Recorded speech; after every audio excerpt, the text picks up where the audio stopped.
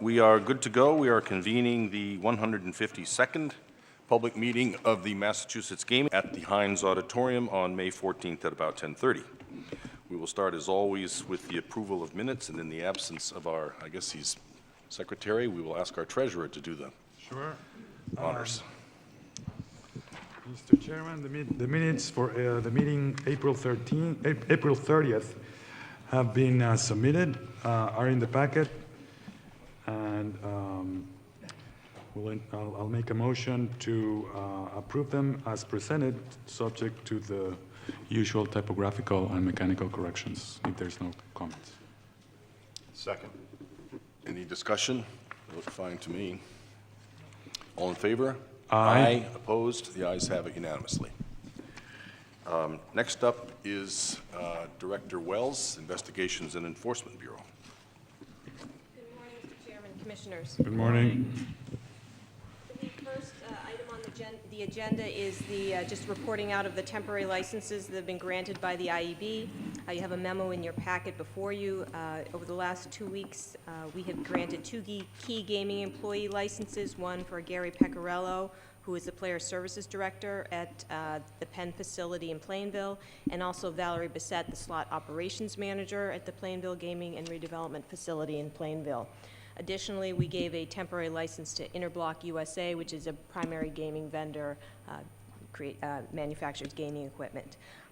As noted in the memo, the applications were deemed complete by the Division of Licensing. The petitioner, the Penn National certified, and the IEB has found, after reviewing the proposed operational plan, that the temporary licenses are necessary for the operation of the gaming establishment, given their proposed opening date of June 24th, and this was not designed to circumvent normal licensing procedures. The IEB also found the licenses are reasonably likely to issue upon completion of the investigation.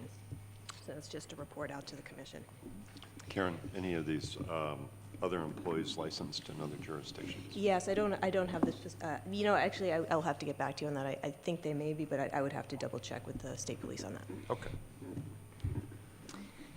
The next item on the agenda before the Commission is just an update on Region C. As you know, we did have the suitability determination for Mass Gaming Entertainment. I do have one small update. I was contacted by the attorney for the Rush Street properties, Mr. Donnelly, who was before you at the last meeting. In the spirit of ongoing suitability, I just wanted to report out that he had noted to us and self-reported to the IEB regarding an issue with a vendor in their facility in Illinois. So we'll follow up with that issue and report out as appropriate. Notably and interesting, in Illinois, unlike Massachusetts, the Gaming Board does not vet vendors to the casinos. They rely on the casinos to do that vetting. They don't vet any vetting at all of any vendors. Is that right? Well, at least the secondary type vendors Okay, for us. yeah. I'd have to check on the primary. So Okay. they leave that to the casinos. And then the Rush Street property, that vetting process is farmed out to a third-party vendor by the casino. So they have a third-party vendor that does that vetting. So we'll follow up on their process that may be newsworthy in that jurisdiction. I just wanted the Commission to be aware it was self-reported, and we'll follow up on that issue.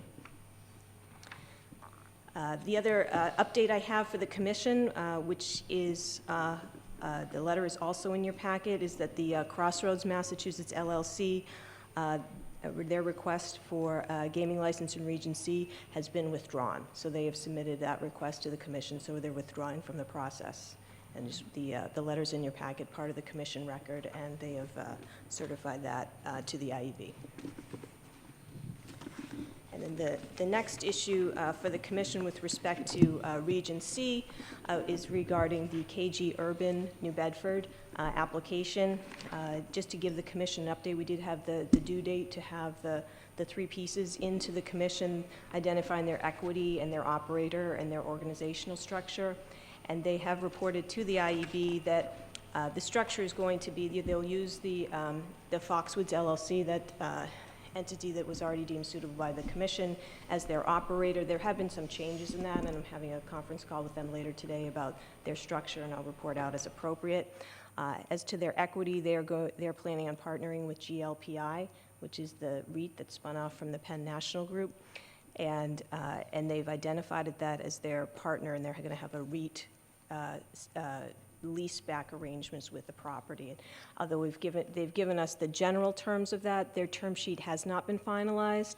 So as far as identifying qualifiers, although I have a general idea what I would expect that I would deem necessary for submission of applications, given that the term sheet hasn't been finalized, I'm hesitant to finalize the recommendation for the determination of those qualifiers. So right now, I'm somewhat in a holding pattern until I can get the term sheet on the agreement between the parties, because that still has not been finalized. Do you have a sense as to when these terms might be finalized or executed? I'm not sure, and I know that Mr. Conroy's here. He may be able to address that to the commission Okay, directly. I had another question. Yeah. Maybe we can ask that in a little bit. But you want to ask him? Yeah, actually, I'd be interested in asking whether they have a sense in terms of timing when that term sheet or those terms would be final.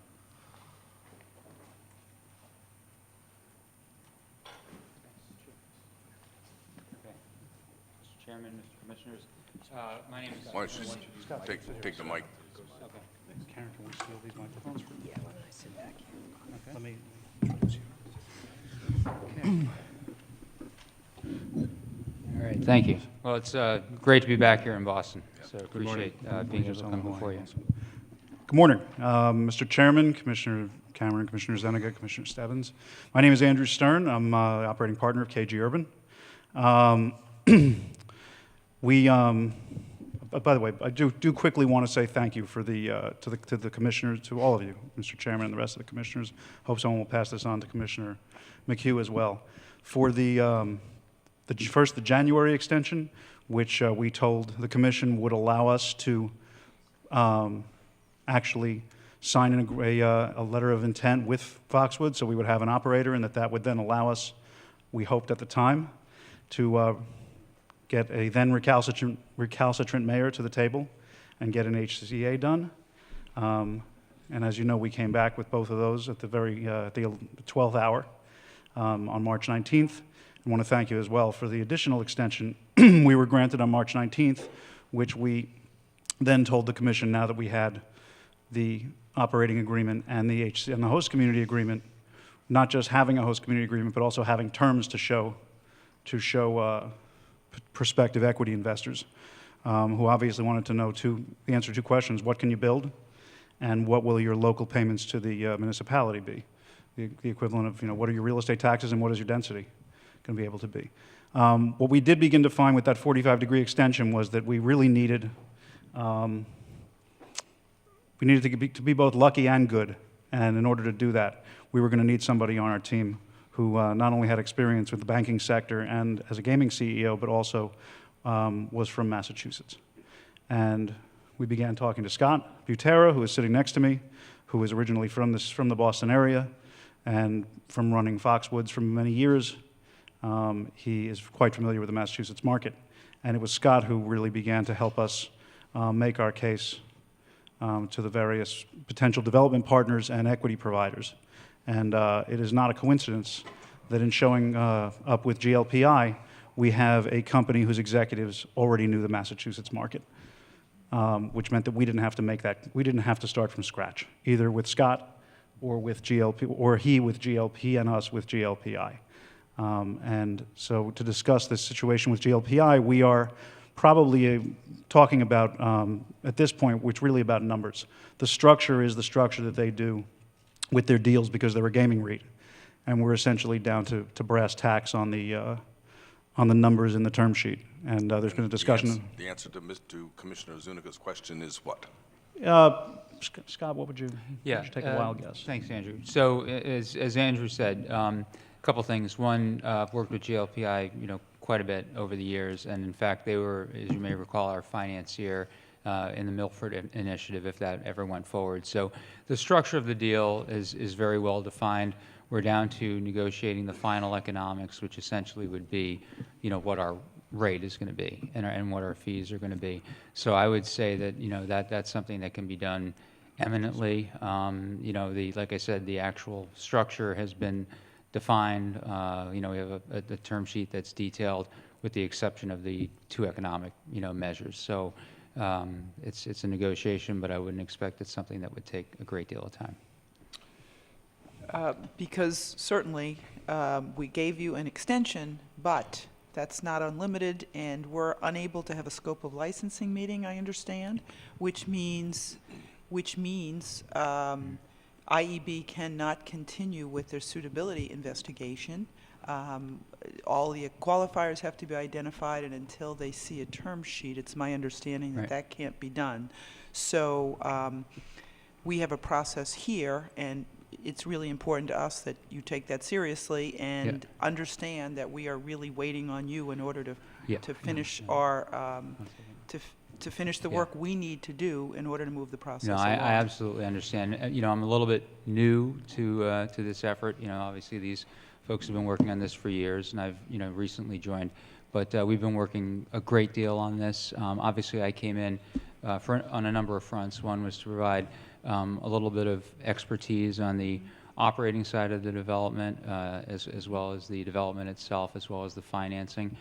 So we've brought a lot of that together very quickly, and we really are down to just finalizing the final economic terms. So I absolutely appreciate the need to move quickly, and we will. And the second piece of that would be, once that scope of licensing meeting occurs and all the qualifiers are finalized, they would need to get that paperwork in quickly. So we just urge you to assist with that as well. And we're all very aware of that, Okay, and great. most of the people have been through this process. The good news is we've all been through it.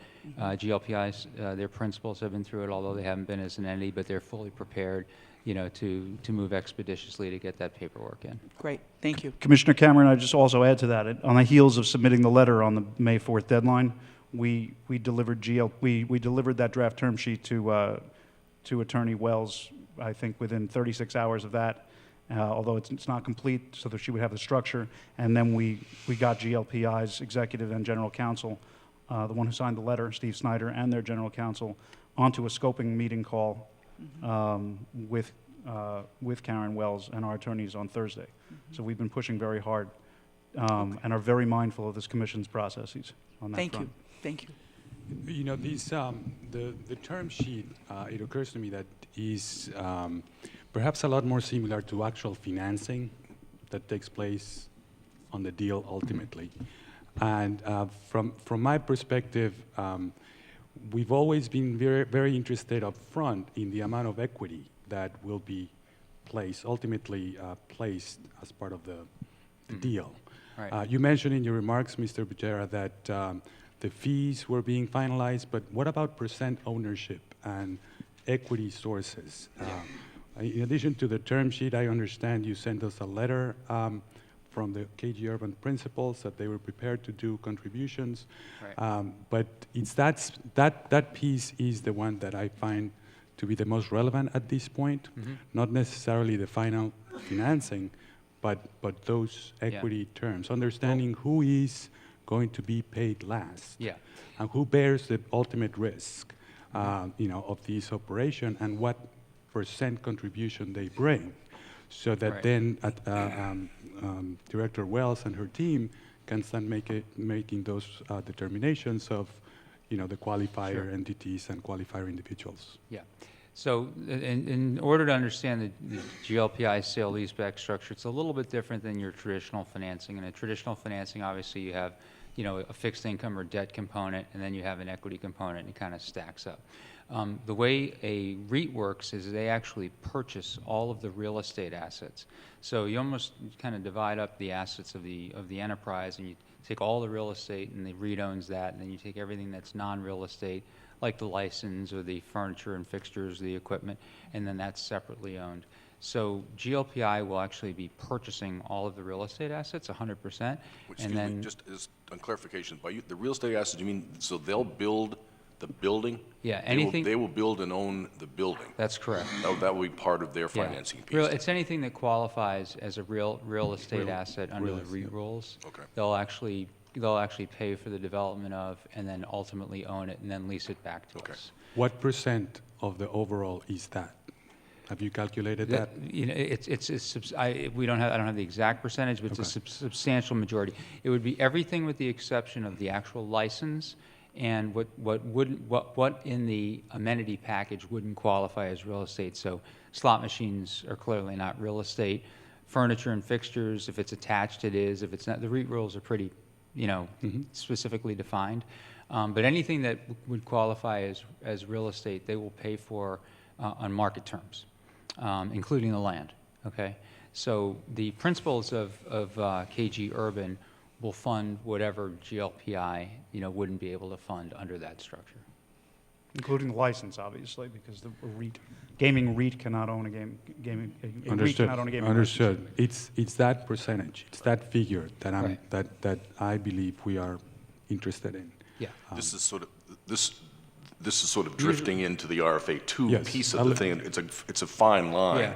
but given the uncertainty of what we're dealing with and our need to make a decision about is this substantially complete or not, Right. there's a lot of gray area out here, and that's why we're probing on issues which maybe ordinarily we wouldn't be getting to until later down the road. Did you want to finish? Were No, you no, finished? that's- Okay. I just want to reinforce the flavor of what both Commissioner Cameron and Commissioner Zuniga have said.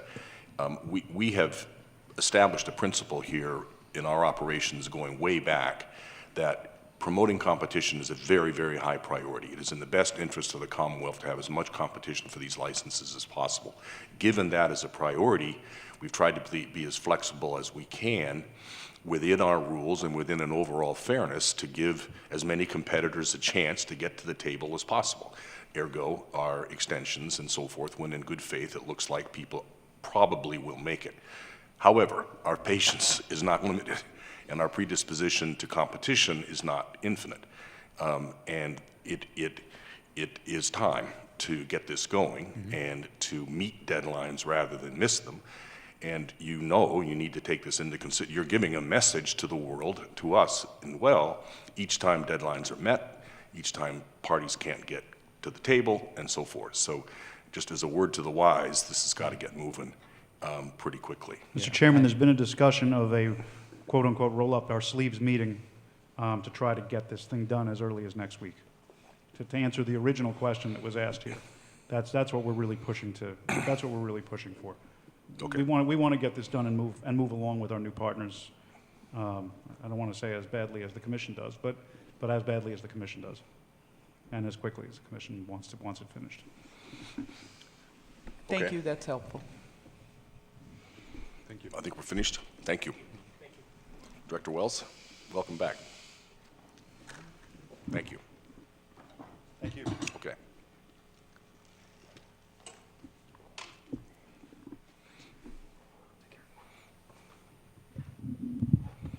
So that was the last item on the agenda. I didn't know if the commissioners had any questions for me, but Well, so we need to make it, you're telling us objectively, here are the pieces. correct. The three pieces, the Right. organization chart, the operator, and the financing Right, are there in some form or other. correct, And now we have to decide, is this substantially complete or not, right? correct.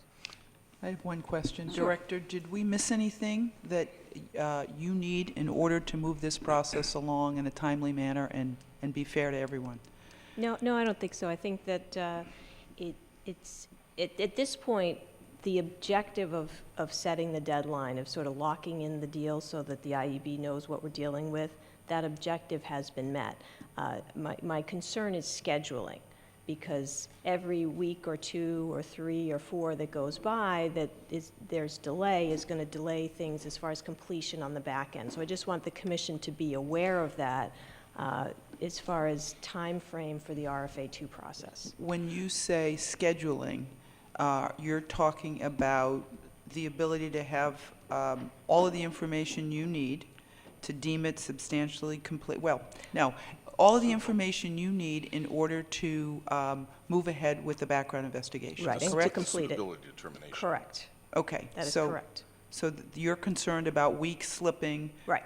So you need a definitive answer on qualifiers, and then that paperwork submitted in a timely fashion. Correct. Okay. Because the scheduling implications are that the referendum is scheduled in June now, and Right. we would ordinarily like to have the suitability determination completed before that. That's already probably off the table. That is not going to happen. Right. And we can't receive the final RFA2s until the suitability determinations are made.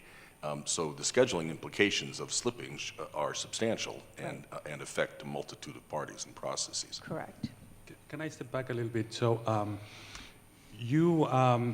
we've always had this notion of a scope of licensing meeting with the IEB Right. prior to the deadline as an accommodation. Correct. But ultimately, soon after the deadline, for a real determination of who will be qualified or not, Right. or who will be a qualifier, what entity has to qualify, what principles of what entity, et cetera. Is it fair to say that you don't have the ability to do that scope of licensing meeting currently? Well, we've met, so it's not as if the applicant hasn't come in and we've had conversations about scope of licensing. I think I am 95 to 99% sure what I would do based on what I know now, but the term sheet, I don't think it would be appropriate for me to make a final determination without looking at the term sheet, because that could change. I have an idea what I expect the term sheet to read as far as the numbers, because there are no numbers in the term sheet. It's just sort of the parameters. So I would like to look at that. That may inform the decision. So as far as doing a thorough and comprehensive job, that term sheet, I think, is appropriate before making a final determination, although I'm fairly confident what the outcome is going to be as far as the scope of licensing decisions. So is it fair to say that the litmus test, if you will, is that executed term sheet, which the applicant tells us is imminent as early as a week from now? Correct. And then it's a matter of the parties submitting the BEDs, the PhDFs, for applicants that have already been found suitable. What we did with the Mass Gaming and Entertainment, we had a protocol for updating the information. As you know, the information on those qualifiers is now quite old, so we have to update the information, so there's information they have to submit even if they've been deemed suitable before. And, as we did with Mass Gaming and Entertainment, the operating company would have to look for any kind of regulatory violations. We look at their structure. There's been a change in their structure with the LLC. I'd like to look at that. There is work to be done on that end as well. So back on the point about the 95%. Right. For you to be 100%, if there is such a thing, sure that they are substantially complete, and I know there's leeway in this whole substantial. Do you need that term sheet? Well, I think that's a different analysis. We're talking about We're talking about determination of qualifiers, because when the commission was talking about substantially complete, they were talking about those three prongs of the deal put together. The commission never actually said that all qualifiers had to have their BEDs in by a certain date. So I don't want to hold the applicant to a standard we hadn't set. Yeah, and those three things included, the equity portion, which you cannot currently determine. Right. So the issue is an equity contributor, are they necessarily a qualifier or not? And there is a potential argument, for example, that GLPI is not a qualifier, potentially. I am leaning towards that GLPI is a qualifier and their principles would be a qualifier, but I'd like to take a look at the term sheet and hear the company out before making a final determination. So that's the issue. Have the piece, is the piece a qualifier or not, is the decision that needs to be made, and then go forward from there. So it's impossible for you right now to talk about a timeline for completion until you have the entire picture. Would that be accurate? Right. For example, if the applicant didn't get a term sheet in for 6 weeks and then took another 4 weeks after that to get the materials in, that would affect the timeline. However, if they got the materials in and got the term sheet in a week and submitted the materials at the same time, that's a very, very different story. So I'm relaying to you that I am relying on them in order to give you a more accurate timeline. Can I stay on the GLPI for a little bit? Many of those principles were already found suitable in a prior iteration at least. Yes. And know how to feel out those BEDs. Correct. Could they submit them to you, even if you have not Yeah, deemed them to be and we've discussed qualifiers? that. I've thrown that out as an option to the applicant, that potentially could defray the impact of the delay in the term sheet if they submitted the materials ahead of time. If they want, that's up to them. Well, that would be an easy step. I mean, for the applicant to facilitate this process would be, Right. you probably have a pretty good idea who the qualifiers are going to be. You know what qualifiers are. You know who you're negotiating with. You could give us the background forms on people Right. ASAP. If you happen to give us one too many or one too few, that's not a big deal, but it gets our process rolling and gives you a little more room on your term sheets. I think that would be, a healthy piece of advice. Yeah, then that, we've had that discussion. You have? Yes. Okay, good. Okay. Well, so we have a few things on the table. One is specifically the issue of Crossroads has withdrawn, so Correct. that's the end of it. So now there is the mass gaming proposal, which we've already deemed substantially complete, and now there is KG Urban that purports to be substantially complete and would permit them to go forward in the closing up on the suitability and RFA2 process. And then generally, we had talked a little bit more about the schedule, but on the substantially complete, do we let KG Urban go forward? Where are you all coming down? I'm inclined, after listening to them today and listening to Director Wells, to value the competition in this process. I think they have made a good faith effort to put the pieces together, and they make assurances today that they understand the importance of completing the deal and getting the paperwork in so that we can move our process along. So I am comfortable at this point voting for this applicant to move ahead in the process. I'm perhaps on the other side of that. I've seen a lot of terms in draft that until they're executed, they are real. Not necessarily in this experience, but in my prior experience. There's nothing like having to ink a deal, whatever those terms may be, in terms of ownership and participation.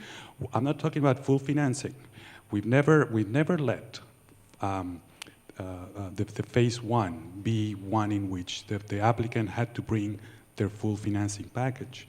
There's an understanding that has to be done for much later. But I understand the differences between going to the bank and borrow and put a mortgage on something and structuring something with a REIT. But every other applicant came to Director Wells with an entity that was owned by parties, and those parties knew how much they owned, what percentage When they you were say contributing. every other entity, you mean Every other applicant. in this case? Right. For Region us. C, right, Yeah, yeah. for Region C. Right. Wholly owned by another subsidiary, 80/20 owned by someone else, and that's the piece that I think is missing here, which I believe is critical. Now, having said that, if they are really a week away from that, I'd hate to close the door on something if there really is, because there's a lot of gray in here. There's recent terms, there's draft terms, et cetera. So, but I really want to get us away from this is yet another time in which we just need a little bit more time. And then we are here 2 weeks later, or a month later, or 6 weeks later, and the terms have been hashed out, but they have not been signed. So if I could get us to agree that, if this is imminent, as in next week, will the IEB get a percentage certain that the contribution from these applicants has been inked, signed on? That's what I would be comfortable with moving ahead at this time. Otherwise, it's still just, an agreement, a verbal agreement, an agreement in spirit, as far as I can see. Yeah. Mr. Stebbins, do you have thoughts? My only point was, I think we have always relied on ongoing suitability, and there are many points in the process where we'll expect deliverables. And at this point, what we're saying is they're moving forward, but we expect those deliverables, and they did respond to that today in a way that I thought presented a good faith effort moving forward. Just saying that I may be disagreeing with that notion. Okay. I would echo Commissioner Cameron. I appreciate the comments today and somewhat to the progress that they've made. I may need to have a further conversation with you about defining GLPI as a qualifier, the REIT as a qualifier. But, you know, for the purposes of competition, you know, I want to hear back from you how the scoping meeting goes, you know, continual updates, and any signs of slippage is not a good mark in the process, and something, you know, we revisit maybe 2 weeks from today. But I'm pleased with the progress that's being made. And hopefully we can keep moving this along in the spirit of competition. Yeah, I think that, you know, we don't, what I think at this stage of the game we need to know is this plausible, is there a plausible package here? And there is a plausible package. This is as best we can tell at a cursory look, the players who are at the table in the approximate structure they're talking about is a plausible structure. We've had other ones that were not plausible structures, and, you know, one of them backed out, and we've kicked others out that were not plausible. Whether this deal sticks, God knows. I mean, it could die tomorrow. And even if there were a signed term sheet, the deal might still fall apart. But the barrier, the hang-up for us that compromises a whole lot of people is not the exact financial structure. We'll get to that. In RFA 2, we will determine whether or not there's enough equity there to make us feel comfortable that this is a solid deal. And that the terms are reasonable, and that the rate they're paying on their debt is something they can genuinely finance, and so forth and so on. We'll get to that. But as long as it's plausible now, and they're working hard to get it done, which they are, which doesn't mean it'll be next week, but they're as interested as we are in getting this done, the barrier to us is the qualifiers. The barrier to us is not the specific deals. As long as it's fundamentally plausible, the specific terms of the term sheet are not the barrier to us. The barrier are the qualifiers, so we can do the background check and get this process going down the road. So, sorry. But in order to determine those qualifiers, Director Wells needs those terms. But all I'm saying, I said, you know, precisely, yes, exactly every single one of them. Is it going to be 12 or 11 or 21 or 19? We don't know for sure. But if we had 19 of the 21 in hand now, because you know one way or the other they're going to be there, then we can get moving. And if another one comes in later on, we can deal with that. But if everything gets held up until the term sheet is done and the term sheet delays, then the term sheet becomes a serious barrier to our operations. But I think you've laid out an alternative here, which is give us the qualifiers and give them to us quickly and get the term sheet done as quickly as you can. That lets us move this process forward. It doesn't unfairly compromise the interests of the other bidder who is doing the job. It doesn't screw up the whole process. It doesn't further compromise all of southeastern Mass and our ability to make a decision if IEB can be doing their job. So, you know, I would take sort of both points. I do agree, and I think you do too, really. It's you're as you usually are, you're more rigorous from a financial standpoint than the rest of us. But I think you're still saying, okay, you know, don't keep pushing us too hard, but if you really are moving down the road, we're okay. I'm okay with substantially complete. So I would say I'm with the sense of this that, yes, for the purposes that we have used to identify substantially complete, for the principles that we've established in other loosey-goosey proposals that we've considered substantially complete that were not really very well fine-tuned in the interest of competition, that we should say, all right, let's go. This is substantially complete, but there is a very high premium on getting those qualifiers in, whether the term sheet is done or not, so that the whole compromise is not, the whole process is not compromised by their inability to get a deal done. I'll go along with that. I get that point, and I think that's a good characterization. I would still like to stress to the applicant that whether it's the term sheet or those qualifiers, ideally both, Yeah, I agree. imminently, at the discretion of Director Wells to report back to us as early as next commission meeting Certainly. in 2 weeks where they are, would be a very high priority of this commission.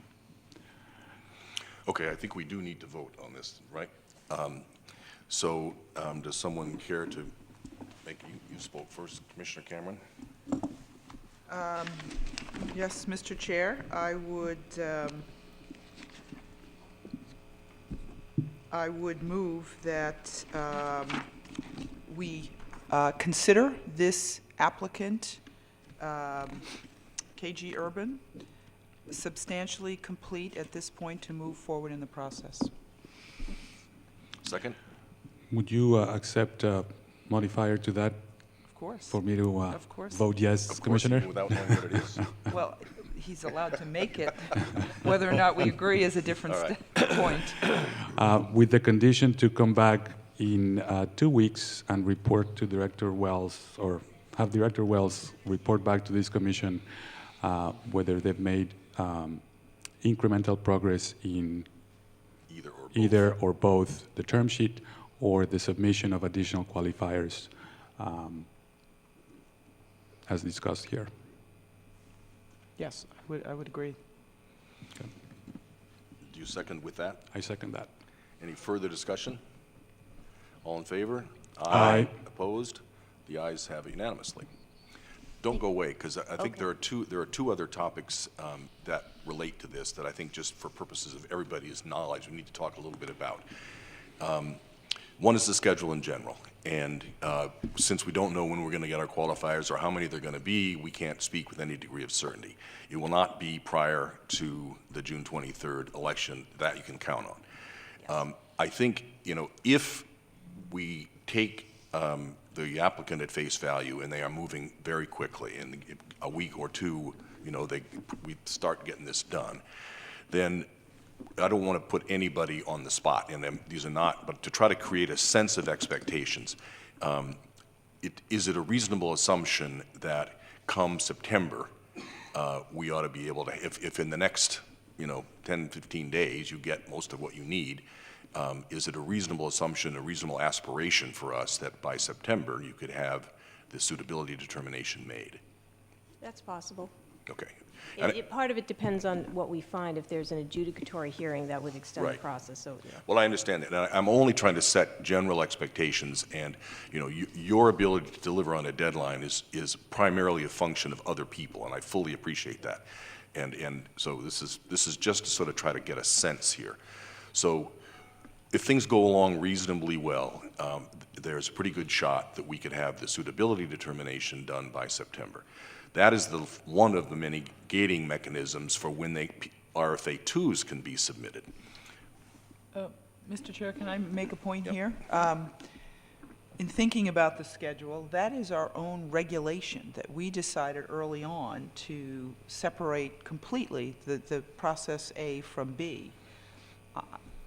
I think that it may be worth a discussion to talk about, say, for example, if sometime in August we can get the RFA 2s completed and move this process along. It's just a thought. That was our own doing. I don't think there's another jurisdiction that separates it out. I mean, you're saying it's not cast in stone that we couldn't receive completed RFA 2s prior to the suitability determination? Correct. The real gating item would be you'd have to make a suitability determination before you made the decision on the license award, right? Of course. Right. And that should be Well, done that's a good point, right. well So- in advance. So yeah. if So we're, So I take that point, that's a good point. This is a deadline of our own making, and one that, we could certainly talk about and get other people's comments on. But for the moment, leaving that one in place. So the question is, when do we get the RFA 2s out there? And we've been talking about this. I don't know what you've been discussing, if anything, with the other bidders, RFA 2s? I've not had discussions about that RFA 2 Okay, well, process. at least the Brockton bidder is presumably ready to go to work on the RFA 2, which, the second phase application for people watching the site-specific application. And presumably the other bidder would awfully close to moving on that. We have said that we are revising the RFA 2 application to make it a more rational and well-articulated and less duplicative mechanism. And we've referred to it as tweaking, I think. We're not making any substantive, serious content changes to what will be required to be submitted to us. We are simply changing the format of that based on the experience that we've now had using it in a couple of earlier situations. This is all by way of saying, if you are an applicant for Region C who wants to get moving on RFA 2, the fact that we have not given you the revised form yet shouldn't be a barrier. You know, the work, the material that you're going to need to submit in your RFA 2 is the same material for the very most part that you submitted last time. We will get the revised actual form of the RFA 2 done, we hope, in a couple weeks. All the commissioners are working on their share of the 160 odd, whatever it is, questions. But I just want to make it clear to the applicants that the fact that we can't give you the final form shouldn't be a delay, and you're going ahead and doing the work to fill out the form when you get it in a couple weeks.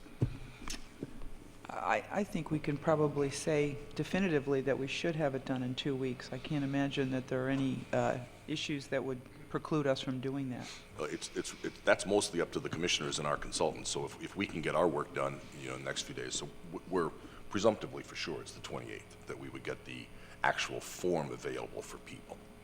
But I didn't want the lack of the revised form to in any way be a deterrent here or a slowdown. I'm done with the finance, you know, revision. There were really tweaks, and it's my hope and read is that it'll save us a go-around. We had a couple of go-arounds with the prior applicants to clarify this, what we termed requests for clarification. Right. Because people saw, you know, budget line items and they interpreted differently, and you know, among themselves. And what we've tried to insert here is consistency, so that we could compare apples to apples a lot easier. Same here. We're close to putting in our changes. A lot of it is just, as you pointed out, Mr. Chairman, eliminating the duplication. I would argue that all the questions are rational, but Sorry. just tweaking it so information is I was just talking outlined. about my questions. Okay. Just making sure that, you know, questions are clear, information doesn't need to be kind of cut and paste and dumped into two different answers, and kind of realigning some of our questions. But certainly, you know, if it's our goal in 2 weeks to have a conversation, all of us agree on what the questions are, and if the revisions are okay. Right. Don't see a problem in meeting that Same with down you. the line. Yes. Nancy, do you very know close. what the story is with Jim's? I think they're actually in very good shape. Okay. All right. So it looks pretty good. I want to raise one consideration that I know that is being contemplated, at least in Jim's division, is that previously in all of our Category 1 competitions, most every facility, if not every facility, put forward a draft environmental impact report as part of their RFA 2 filing. And when our consultants reviewed those filings, it was in the context of significant amounts of information related to traffic and otherwise when they were reviewing the applications. We do not know currently whether or not the applicants are planning what their schedule is for filing of the RFA 2. Our regulation calls for only the ENF certificate, which can be, you know, much less significant in terms of information than the RFA 2. And with the July 10th deadline, I believe both of the applicants would certainly meet the ENF certificate.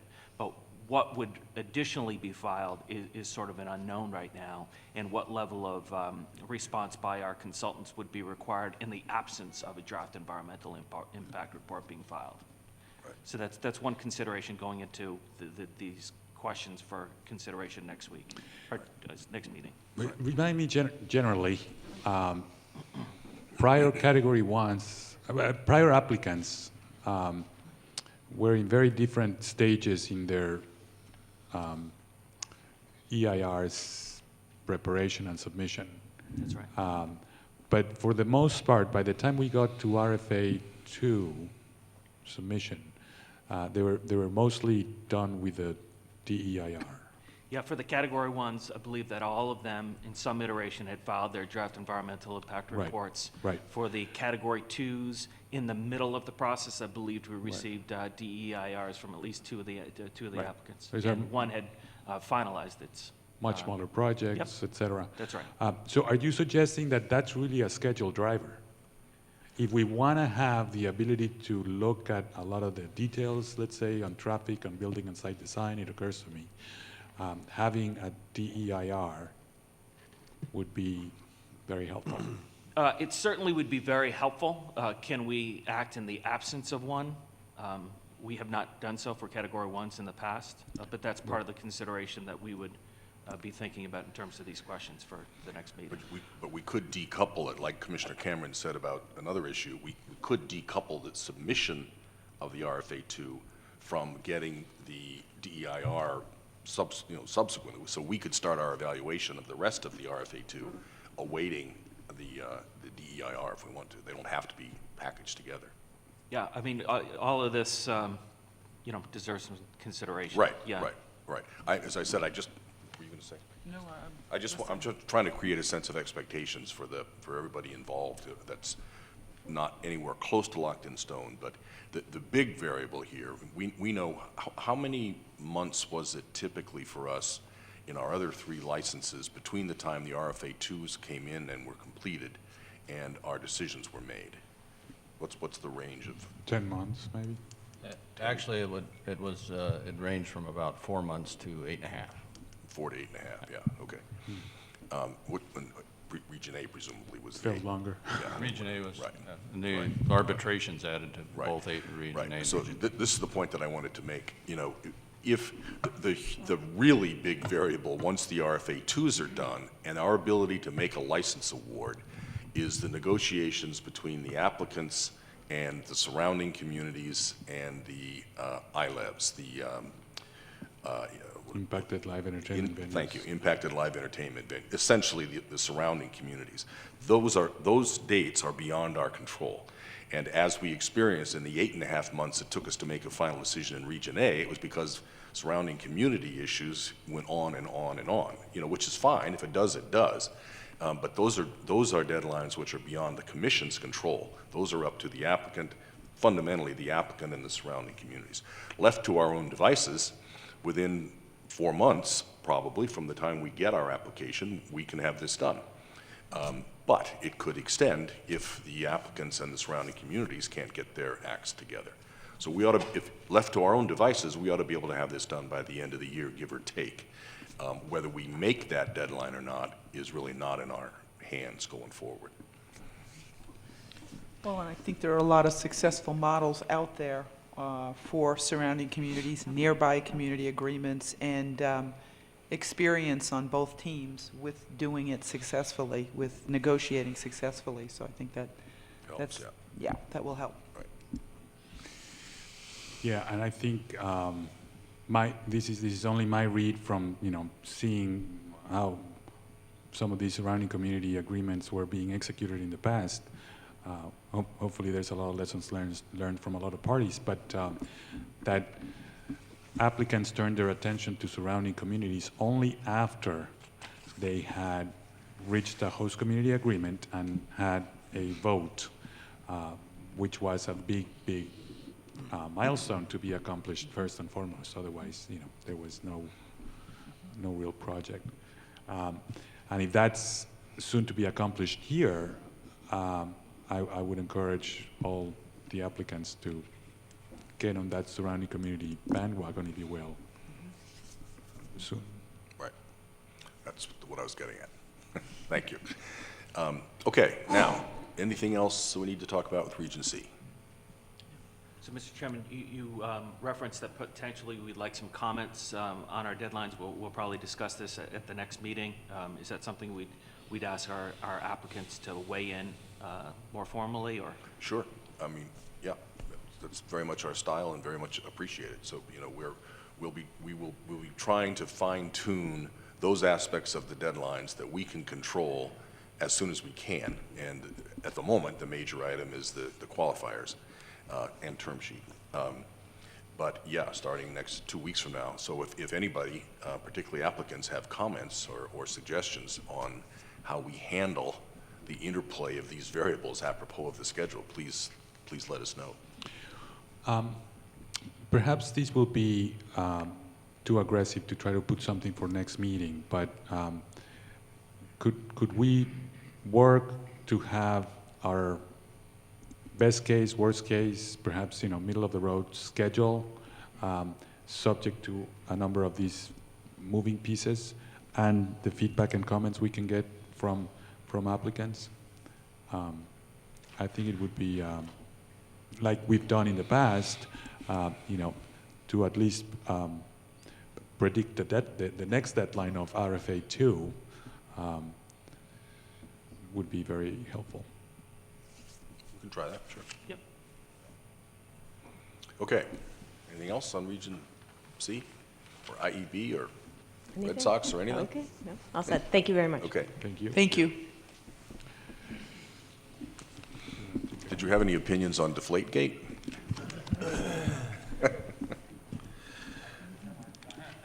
Next up, Research and Responsible Gaming, Director Vanderlinden.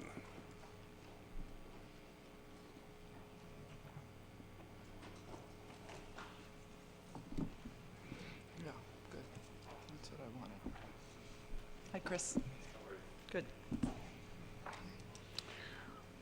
I almost didn't recognize. In uniform. I know, I didn't Class- either.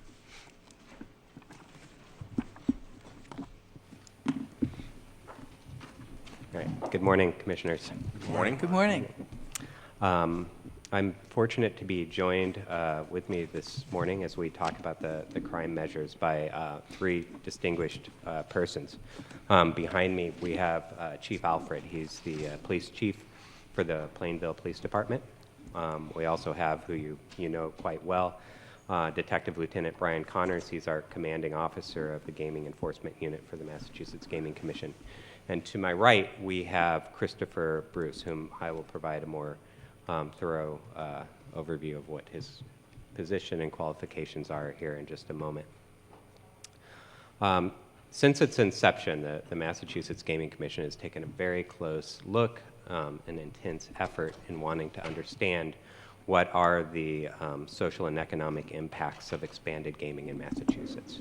We want to know both what are the positive impacts. We also want to know what are the negative and unintended consequences and impacts that expanded gaming will bring to the state. Crime impacts, I would say, transcend both of those issues. Crime impacts impact our social impacts as well as economic impacts. Through my 2 years here, as we've gone through many processes with our communities, what I can say definitively is there is a lot of interest in communities of wanting to know what will the crime impacts be when a casino would come to their community. What I can also say definitively is that there isn't a lot of good evidence that would give us a solid idea of what those crime impacts would be. It just simply doesn't exist. We've done research looking at jurisdictions across the country and around the world to try to answer this question.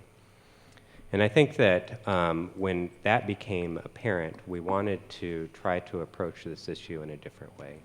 That being led by Commissioner Cameron, who said, let's try to take a slightly different approach with this. Let's break this piece out and let's try to get a very crystal clear picture of what are the crime impacts that are a result of expanded gaming in Massachusetts. Whereas other studies really had a difficult time trying to draw the causality, if there were crime increases in specific types of crime, drawing the causality to casino gambling or to gambling in general, we want to be able to do a much better job of that. The person who I rose to the surface as the person who would be most qualified to do that is Christopher Bruce. I'm going to read his description, his bio to you just really briefly, and then I'm going to turn it over to Christopher and talk about the work that we're doing here today. or that we're doing in Massachusetts. Christopher Bruce has been a crime analyst in Danvers. He's been a crime analyst in Cambridge, Massachusetts at their police departments. Throughout his career, he's been extremely active in the crime analyst community. He's president of the He has been president of the International Association of Crime Analysts. He's been vice president of the same organization. He was also president of the Massachusetts Association of Crime Analysts from 2000 to 2004. He does numerous presentations. He also teaches at Tiffin University and Western Oregon University. He's currently the analytical director for the Data-Driven Approaches to Crime and Traffic Safety program. In this, he provides workshops, training, technical assistance to agencies seeking to analyze and reduce their crime and collision hotspots. He's presented and published numerous articles on this topic, and actually too numerous really to go into a lot of detail. I am personally thrilled that we have the opportunity to work with Christopher.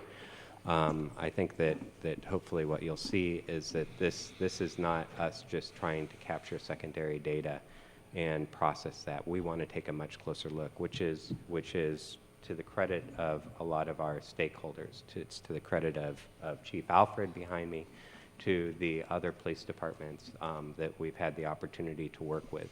It seems to me that we have large buy-in with the approach that we're taking on this issue. So with that, I will let Christopher talk about our approach. Sure. Thank you, Mark. If we could advance the slide, please. I want to I'll go ahead and skip forward for about all the animations. I didn't realize oh, no, I'm sorry. Just go back. I didn't realize there weren't any. Okay. I want to commend the Gaming Commission, not just because they've contracted me, but just in general for the approach that you've all taken to this particular issue. I think that what we've typically seen on evaluative research for any type of change like the introduction of gaming facilities has largely been based on broad-level crime statistics published through national programs like the UCR. And what you've all asked me to do is to take a much more detailed look at all of the data that's being collected by the police agencies in the affected areas and note the different changes on all issues of public safety, not just crime, but all types of other calls for service, disorder, and of course traffic collisions. And that's really what my profession, crime analysis, is all about. We deal with four major areas that are up on the screen there: people, places, patterns, and problems. And the work of crime analysts who work in police departments are to identify things like repeat offenders and repeat victims. That would be in people. Patterns of activity, multiple crimes committed by the same person or with some sort of common causal factor, long-term and chronic problems, and hotspots, places where a lot of activity occurs. And so I'm going to be bringing the various techniques of those types of analysis to this particular project. You can go forward. Well, thank you. So as I said, previous studies have largely, and I know you don't need to be able to read it, but it's a data table from a typical study on casinos and crime using very broad level crime statistics. And the reason I think that most studies have done that is because those statistics are readily available. They're the only thing readily available, really, for crime statistics in the nation or even in a state. When the analyses of previous casino impacts have gone into more detail, they've generally been for one city alone, because it's very difficult. If you never worked with the data, you wouldn't know that it's extremely difficult to get data out of the typical police records management system and into a format that's suitable for analysis. So the researchers that have done that previously for certain areas have basically concentrated on one city like Philadelphia or one jurisdiction, whereas this project is synthesizing data sets from multiple jurisdictions. In the case of the Plainville project, 6 adjacent agencies, and I think we'll have a similar number in Springfield and Everett. These agencies are using different systems to manage their data. They have some common standards in crime and collisions because of state and national standards, but there aren't standards in other areas. So analyzing this is largely a process of fusing these different data sets together into a common data set with common definitions, and so it's a bit of a project to set that up. Can you go forward, please? So this project is going to involve a much more, I think, detailed analysis of the impacts of gaming facilities than has been done in the past. We're going to be looking at changes not only in crimes, but in non-crime incidents, such as noise complaints, youth disorder, animal calls, anything really that occurs that doesn't rise to a crime level, but police respond to. It's, of course, also going to include a crime analysis and an analysis of collisions. And we're not just going to be looking at the volume of changes in these areas. We're going to be looking at the changes in hotspots. We're going to be looking at the changes in patterns. So it may be that the volume remains consistent, but we see shifts in geography or shifts in time as to police activity. And these are all things that, of course, police agencies have to account for. I'm going to go into, we'll be able to look at specific incidents that are definitely related to the casinos through a coding mechanism that I'll talk about, but we'll also be looking at specific patterns and problems that develop and hopefully provide the police agencies in the affected areas the detail they need to make effective decisions about how to respond to it. It's not just about assessing whether something went up or went down. It's about providing the level of detail necessary for the police departments to take the appropriate steps and identify the resources they need to counteract any increases that they see. Go forward, please. So, as I said, we're getting started right there in this Plainville area. Those 6 agencies are involved. Go ahead and advance, please. These are the major project areas that we're looking at. The first part is extracting data from each police agency's computer-aided dispatch and records management systems.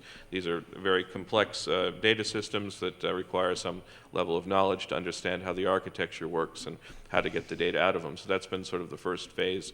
And it's been difficult, even for me with experience that I have, just learning the vagaries of the different records management systems. But I've got the data out, and based on that, we're going to be establishing a baseline report for the normal level of activity and the normal types of activity that these agencies experience per season, per month, per day of the week, per hour of the day, et cetera, in order to then assess what happens afterwards. Once the casino opens, are there any changes to that normal level?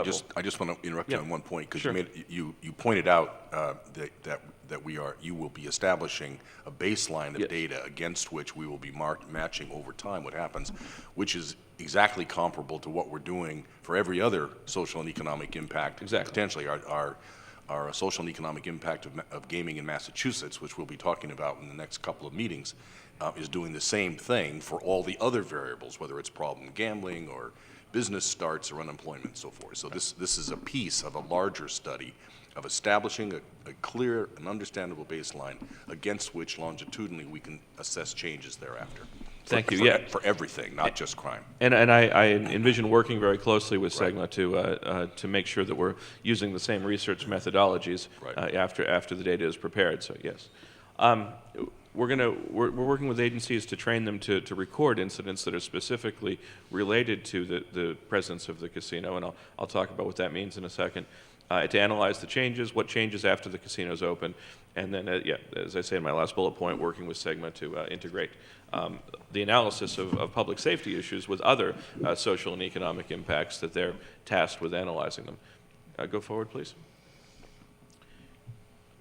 So this is just a typical schematic of a police data system, part of a police data system. Everyone's a little bit different, so I've had to do a connection to them and extract the data. Go ahead and move forward. And a big part of that is translating multiple codes or multiple data sets into a common library. So, for instance, no police department uses the same list of calls for service types that any other police department uses. So in order to be able to analyze for a region, we've got to translate what they do use into a common set of codes. And on the slide that you have, actually, I'm sorry, this was a late edition, but on the slide here you can see that the Plainville on the left-hand side, calls a burglary, whereas Attleboro on the right-hand side calls it a B&E NR or a B&E residence, and so forth. So, it's just a matter of trying to fuse all of these data sets into the same thing. It takes a while, but once it's set up, it works perfectly going forward. Go ahead and advance. So long as they don't change it, right? Yeah, well, they might, but that, I'll be accounting for that, obviously, yeah. Occasionally, an agency adds a new code or subtracts a code, too, yeah. But whatever they would choose to do, we'll translate it into some common definitions.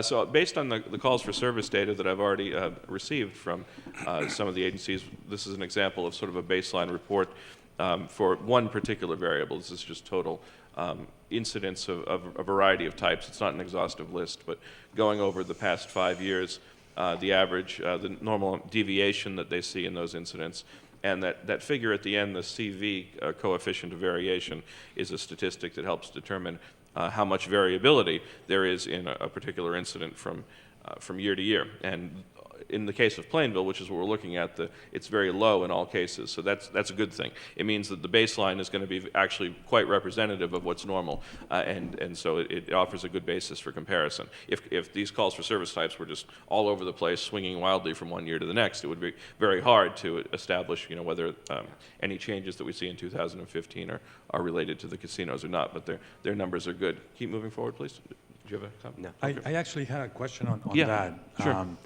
So what if if there is a city with a high coefficient of variability prior to the introduction of casinos? Right. Are there externalities, let's say, other factors that need to be analyzed and Absolutely, yeah. whittled out of the data? Yeah, and that's part of this process, of course. But to take an example, a lot of police activity is self-directed, right? So drunk driving enforcement, for instance, or drug enforcement, or liquor violation enforcement, we don't, generally speaking, know about those incidents unless the police are proactively doing something and therefore making an arrest. So you might see an agency that one year they do a certain amount of drunk driving enforcement. The next year they get a grant from the state to do a bunch of more enforcement, and so their numbers go way up that year. And the next year they don't have the grant and they go way down. And so it's all being driven by what the police are choosing to do. And in that case, we wouldn't be able to use drunk driving arrest statistics as a good baseline to compare future activity. We'd have to look towards a more complex data set, like the number of collisions that are caused by drunk drivers, or that might be the only thing in that particular case. But same with drugs. We can't necessarily look at drug incidents as a good baseline measure because it's all based on police enforcement. But we can look at overdoses or medical aid calls that involve drugs, or traffic collisions involving somebody under the influence of drugs. So any time that we have an unreliable statistic that way, we shouldn't use that to compare changes. We should look deeper for a better statistic. And fortunately, we're collecting the level of detail from these systems to enable us to do that. Does that answer your question?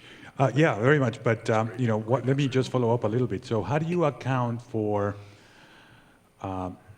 externalities to the police activity? I'm just brainstorming a little bit here. Game day in Foxborough, it occurs to me that may have a big impact, potentially, on the activity around that whole area, whereas every other day would be a lot, more close to whatever baseline, right.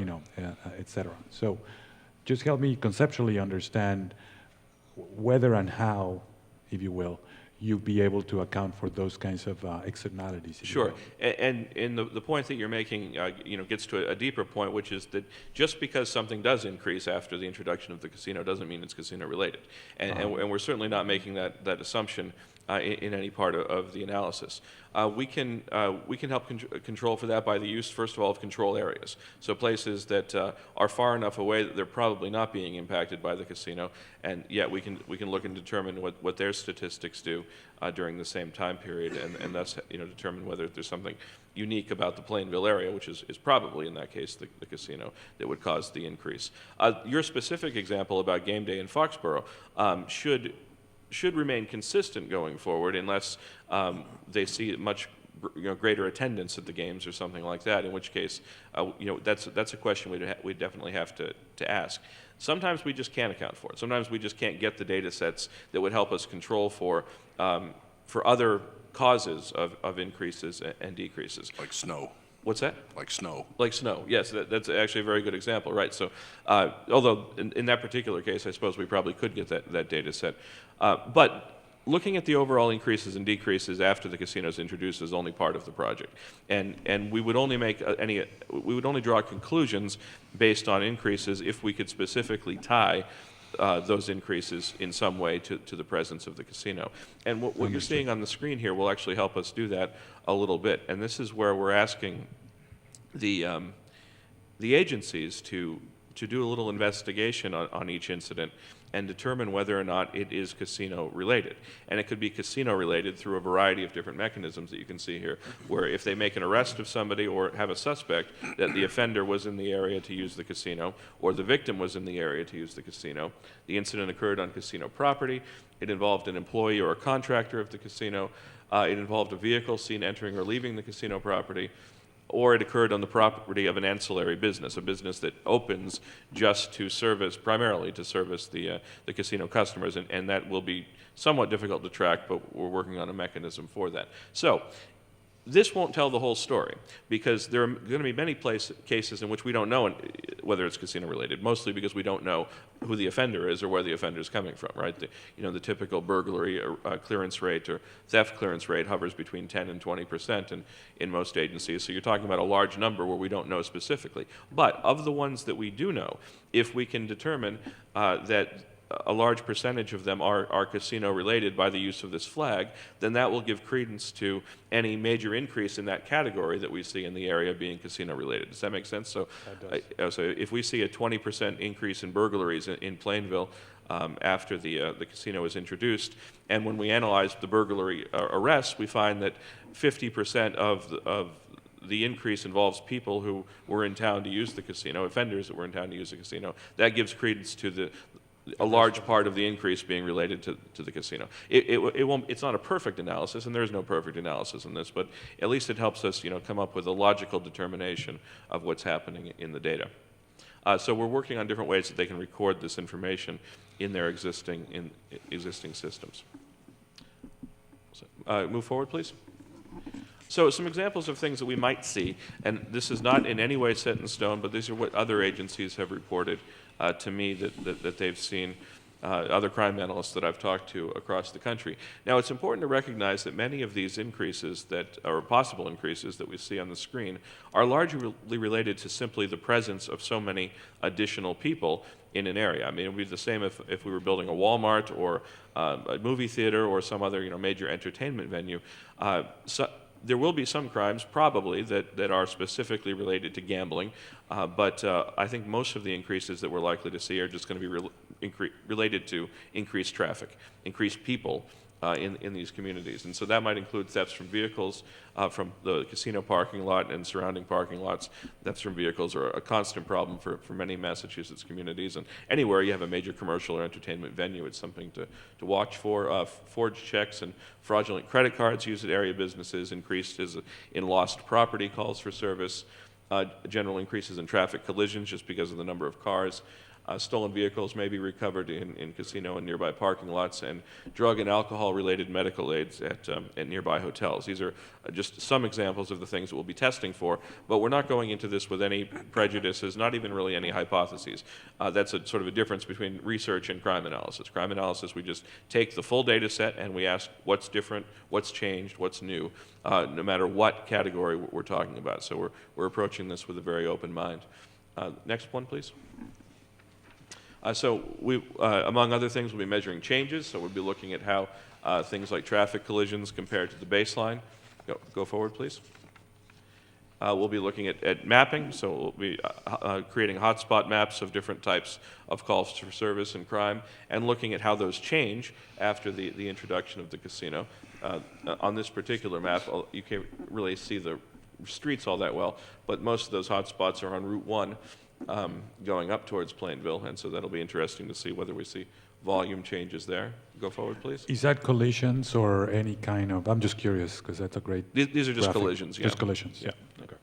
And then we want to do, again, very in-depth analysis of what's happening. I don't want to just report to you that burglaries or thefts from vehicles went up 20% in Plainville and the surrounding area. I want to be able to say, these are the specific places they're happening, these are the times they're happening, this is what's being stolen, this is what we know about the offenders, this is what we know about the victims. That will give the police departments the more information they need to make effective response decisions to the increases. Most of the agencies in the area, in this particular area at least, Attleboro is the one exception, don't have full-time or even part-time crime analysts on their staff. So I think that they'll be relying a lot on our analysis to help determine what the changes are. And so we're obviously going to make that as objective and useful as possible. Move forward, please. Okay. Oh, that was my last one. So I hope that's given you a decent overview of what we're doing here with this particular project. It's a very emergent design, right? So as I said, we don't go into this with preconceived notions or hypotheses, but just look at what the data tells us after the changes are made. And I'll be bringing all the techniques I know as an analyst and whatever my colleagues who work in areas that have casinos can help me with to do this analysis. So we'll start seeing some results in about 2 months, I suppose. Once a month has passed, maybe after Plain Ridge Park opens, we should be able to start doing some baseline comparisons, at least for the summer months. Oh, and Mark wanted me to emphasize that we'll have the baseline report done probably about the first week of June. Great, thank you, Christopher. I just had a couple of comments. First of all, I'm just very grateful to these group of chiefs who readily decided to help us with this project. What we did is, rather than mandate something, we went out, we had a meeting, and we said, we need your help. This is what we're trying to accomplish. This has never been done well. Because there was no baseline and because these records management systems do not speak the same language, so it's very difficult to analyze. So one of the chiefs recommended Christopher. So, we did our due diligence, thought that Christopher would be perfect for this project. There were additional meetings in which lots of good ideas surfaced on how to move forward, really how to get this project going. And the other thing that I'm most interested in is the research is terrific. It'll be very valuable, but the real-time information to put good law enforcement solutions in place, to collaborate, I think that piece is critical. And we made a commitment to keep it safe and secure if we're going to have expanded gaming in the Commonwealth. It's one of our responsibilities, and I'm really very hopeful that this is one tool in which to do that. And couldn't be more pleased with the collaboration and the real efforts. I mean, you have to open up your police department and let Christopher in and let him look at your information and trust that it will be used wisely for the right purposes. So I'm just very, very thankful, and I really look forward to this, and we'll tweak it, and we'll take it to Springfield, we'll take it to Everett. I know Everett's already interested in this project because they want to make sure their efforts will indeed fit in with this project. So we've gotten some information, some ideas about how to do that, moving it forward. But this piece is I see it working very well, and I'm just we see two of our folks here in uniform who have been collaborating with this project, and others, by the way, everything that will happen to open this facility. So I thank you, Christopher, and I know we're on the right track with this. Thank you. It shouldn't go unnoted that we have a commissioner who is a very distinguished senior law enforcement official who brings some credibility and knowledge and discipline to this process. It probably would have been hard. I see Chief Alford nodding his head. It would have been hard had Commissioner Cameron not been part of this team to spearhead the effort. I would say a lot, not just some Yeah. credibility and Right. experience. I don't want to get her head too big. I think this is great. It's a great presentation. It's very easy for me to follow, and sounds like you've thought a lot about the moving pieces and the stakeholders with your advice and that of others. I'm particularly really glad to see that the research is but a tool that will feed real action and response in real time, because it's one thing to do research for research purposes, but if there's a way to mitigate, intervene, correct, fine-tune in real time, that's a fantastic use of the research piece. So I'm really glad to see this.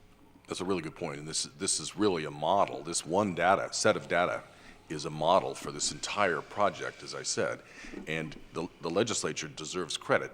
They did set out the mandate that we do this baseline study and that we longitudinally study the impact on each of these variables, both for the purposes of research and for the purposes of informing the way we deal with it. So if we find out that there are some kind of crime increases due to the casino, we can come to strategies quickly. We've got data to reinforce those strategies.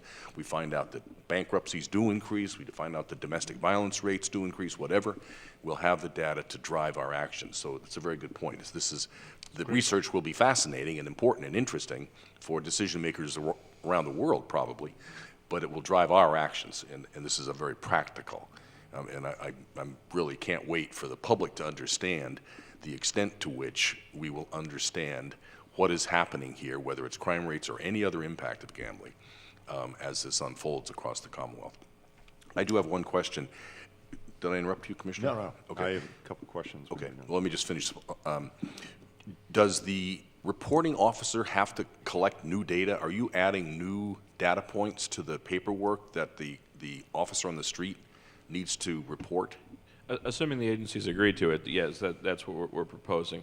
We don't want to obviously step on anything on officers' discretion, and they'll have a good sense. Obviously, if they're responding to an incident involving community members that clearly doesn't have anything to do with the casinos, we're not asking them to fill out something for every report. But especially when they have out-of-town people that they're contacting, whether in a traffic collision or involving some other police incident, we'll be asking them to ask those people, are you in the area to use make use of the casino, and if so, make an annotation in their report to to record that additional piece of information. And I'm drafting a proposal for a couple of mechanisms by which they can do that, and hopefully they don't find it too onerous to do that. But it does put a little bit of burden on them to do that. This is what I wanted to get at, because the devil really, where the rubber meets the road, so to speak, is in our ability to collect this data, is if the officer on the street buys into this program, and it's, everybody's busy, and cops are busy like everybody else is busy, and a lot of paperwork to fill out anyway. And Chief Alfred, you're going to have your folks doing this, and has there been any discussion with the unions or the officers on the street, or how do you manage that critical piece of the data flow? How do you make that happen? Feel free to come up, Chief, if you'd like to. Come up to a mic if you'd like to.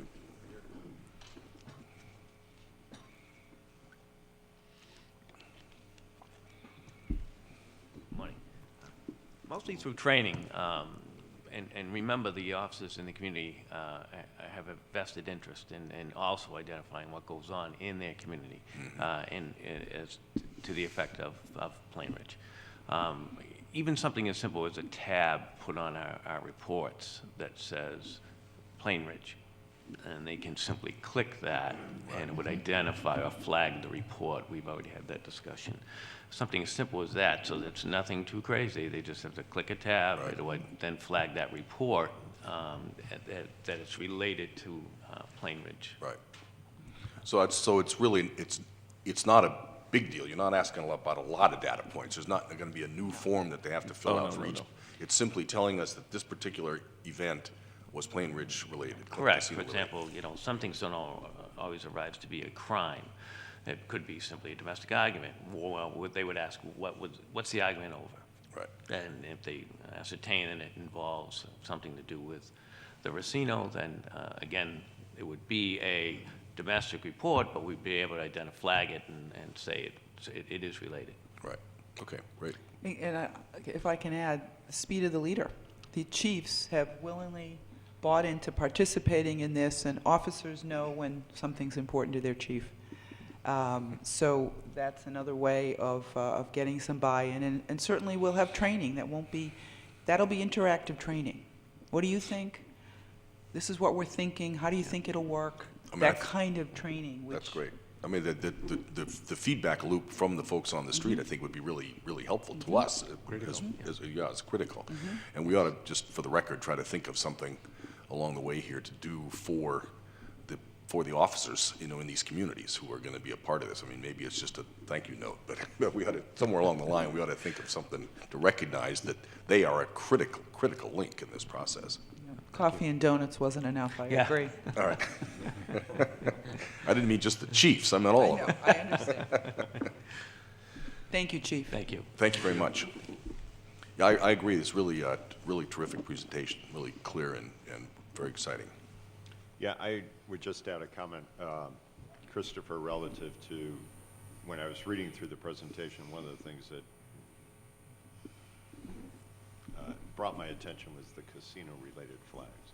Like, as I think the chief was just getting at, his officers are going to have a good sense from what would be a normal, crime statistic in the community as to whether it is actually casino-related. But it was good to go through the presentation and see that when you're thinking of casino-related flags, there's a direct correlation to the casino. It happens on property, it happens with a vendor, it happens with an employee.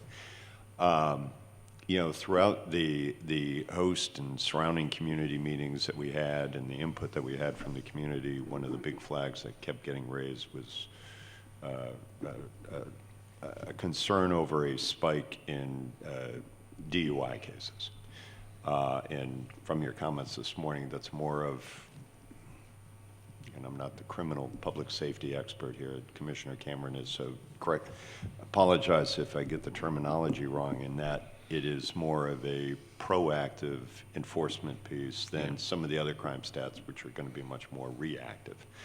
But that's a critical element in the comments that came up from residents, not only of Plainville, but the surrounding communities. So how can we dive into those, what would be your thoughts of diving into those numbers a little bit more as they become aware? I mean, we're not just waiting for a collision, obviously, we're tying it back to, a regular police stop if we see erratic behavior, but how can we gauge that crime statistic itself, maybe in a better fashion as we proceed? Or simply looking at the number of DUI stops or arrests that police make is going to give a misleading picture, clearly. If there's increased focus on DUI as a problem and then the police agencies therefore devote more resources to it, they're going to make more stops. I mean, in many communities in the Commonwealth, I don't hope this isn't terribly a shocking statement, but the average police officer working on a 4 to midnight shift, if he really wants to make a DUI arrest that night, he can make one.